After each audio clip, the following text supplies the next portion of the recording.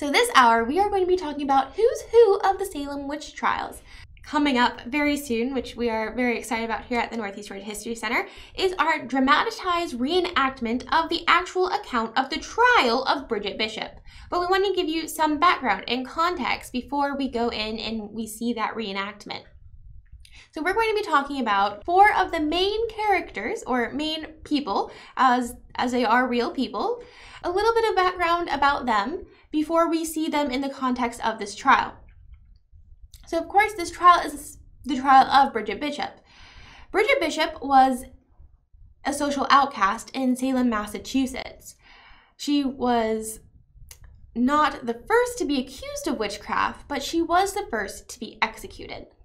And she was the first tried. Perhaps the judges felt that she would be the easiest to convict of those already named.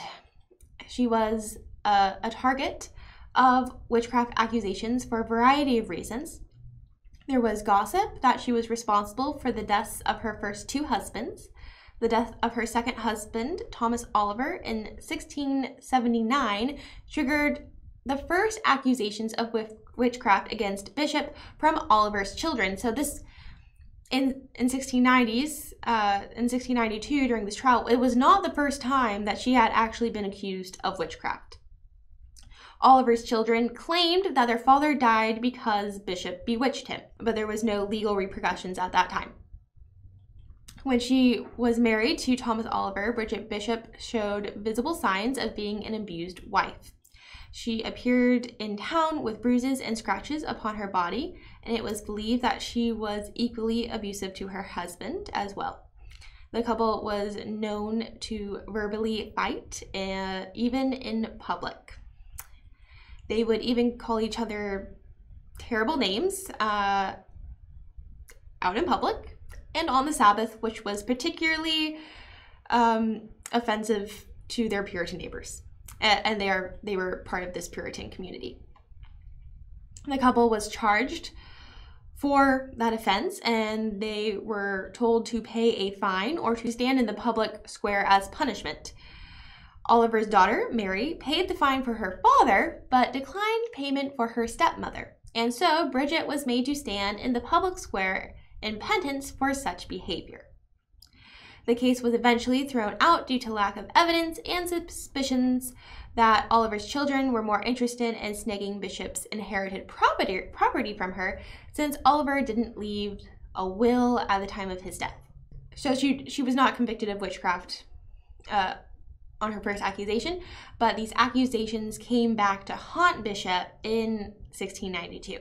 So it seems that she was also accused of witchcraft in 1680 when John Ingersoll's enslaved man, Juan, claimed her specter had pinched him and that she had stolen eggs and that she had frightened horses.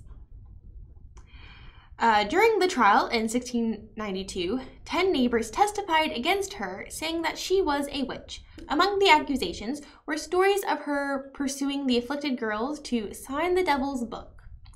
Men who had worked on her house in 1685 told of discovering poppets stuck with pins in her cellar wall, an example of counter magic. Her specter was said to have visited several men at night.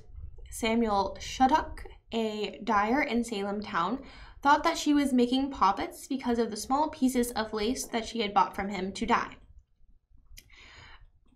Shattuck and his wife also accused Bishop of bewitching their son and causing his declining health. Others claim that small items went missing when Bishop was around: a spoon, money, mill brass. And after arguments with Bishop, trouble and disaster always seemed to follow. John Louder, who worked at the Ship's Tavern, told of an argument after Bishop's chickens got into the tavern's garden. He claimed to have seen a black pig and black imps in her yard, and even Bishop flying over the orchard afterwards. Because of this testimony, Bridget Bishop was sentenced to be hanged and was executed on the 10th of June, 1692. Accounts say that she displayed no remorse and professed her innocence at her execution. In the early 1700s, the Massachusetts government cleared the names of most people who had been wrongly accused of witchcraft, but Bishop was not included. It was not until 2001 that Bridget Bishop's name was cleared. Judge John Hawthorne was one of the most outspoken contributors to the Salem witchcraft trials.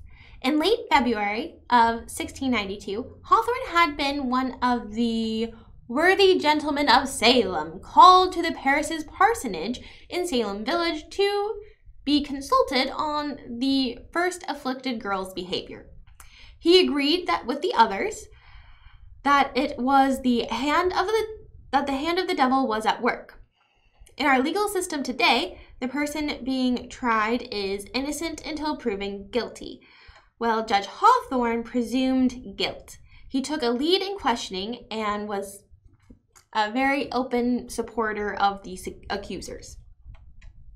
John Hawthorne was not legally trained, but he was a trusted law official and was also a wealthy merchant like the other judges.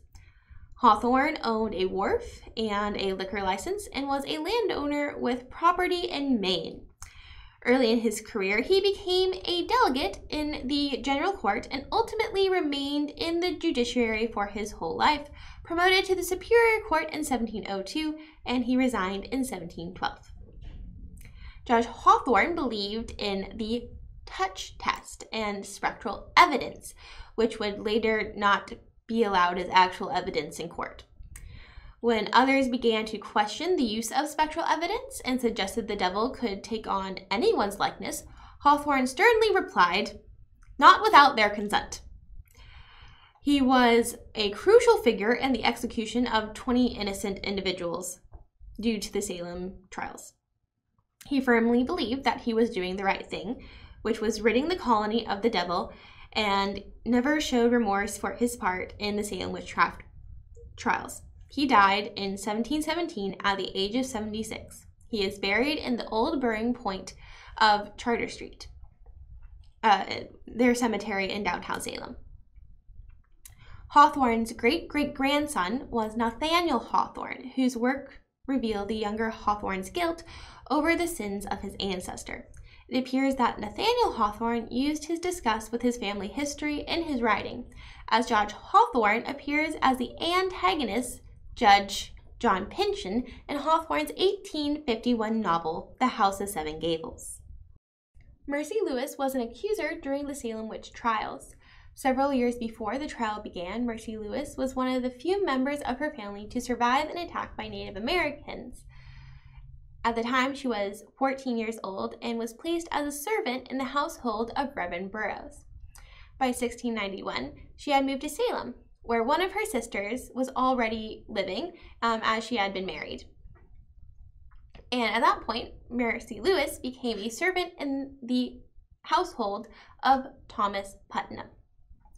As a member of the Putnam household, Lewis became friends with Anne Putnam Jr., and Putnam and her husband, Mary Wolcott's accusation would help launch the witch hysteria. In early April of 1692, Lewis claimed that Satan had appeared to her, offering her, and I quote, "gold and many fine things," end quote, if she would write in his book. Shortly thereafter, Satan appeared to her in the form of Burroughs, her first employer. She reported that Burroughs carried me up to an exceedingly high mountain and showed me all the kingdoms of the earth and told me that he would give them all to me if I would write in his book.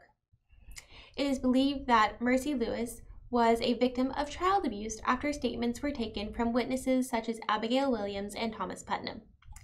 One record stated that Lewis had a violent seizure on May 7, 1692, after experiencing torture and threat from Burroughs. This act was brought on by Lewis's refusal to print her name in the book Reverend Burroughs owned in order to clearly state her allegiance to him. Mercy Lewis also was one of the girls who accused Bridget Bishop of hurting them, and her testimonial was crucial in the conviction of Bridget Bishop. After the trials, Mercy moved to Boston to live with her aunt, and there she bore an illegitimate son. By 1701, she had been married to Mr. Allen in Boston. Anne Putnam Jr. was an important witness at the Salem witch trials. She was friends with some of the girls who claimed to be afflicted by witchcraft and, in March of 1692, proclaimed to be afflicted herself. She is responsible for the accusation of 62 people. Fellow accuser Mercy Lewis was a servant in the Putnam household, and Mary Walcott was Anne's cousin and perhaps her best friend. These 3 girls would become the first afflicted girls outside the Paris household. Anne was one of the afflicted girls and was a primary accuser during the trials. In 1706, Anne Putnam publicly apologized for her part that she had played in the witch trials, and was the only one of the accusers to do so. She said, "I desire to be humbled before God for this sad and humbling providence that befell my father's family in the year about 92, that I, then being in my childhood, should by such a providence of God be made an instrument for the accusing of several people for grievous crimes, whereby their lives were taken away from them, whom I now have just grounds and good reason to believe they were innocent persons, and that it was a great delusion of Satan that deceived me in that sad time, whereby I justly fear I have been an instrumental with others, though ignorantly and unwittingly, to bring upon myself and this land the guilt of innocent blood. Though what was said or done by me against any person, I can truly and uprightly say, before God and man, I did it not out of any anger, malice, or ill will to any person, for I had no such thing against one of them. But what I did was ignorantly, being deluded by Satan, and particularly as I was a chief instrument of accusing goodwife Nurse and her 2 sisters, I desired to lie in the dust and be humbled for it, in that I was a cause with others of so sad a calamity to them and their families, for which cause I desire to lie in the dust and earnestly beg forgiveness of God, and from all those unto whom I have given just cause of sorrow and offense, those relations were taken away or accused." So now we have a little bit of background for 4 of the main people that are involved in the trial of Bridget Bishop, as Mercy Lewis and Anne Putnam Jr. were 2 of the very instrumental, they were the 2 of the main accusers for Bridget Bishop's trial. And their testimony, along with about 10 other people from their community, caused Bridget Bishop her life. So in the next hour, we will be debuting our dramatized reenactment of the trial of Bridget Bishop, and we hope that you come and you are able to see a little bit of history come to life, along bringing this background that we have just given in the past 2 videos into that with you, so you have an idea of what is going on and what's going on around this trial and what's going on in the lives of these people that have brought them to this point, which is an incredibly fascinating and continues to be an intriguing part of the American story.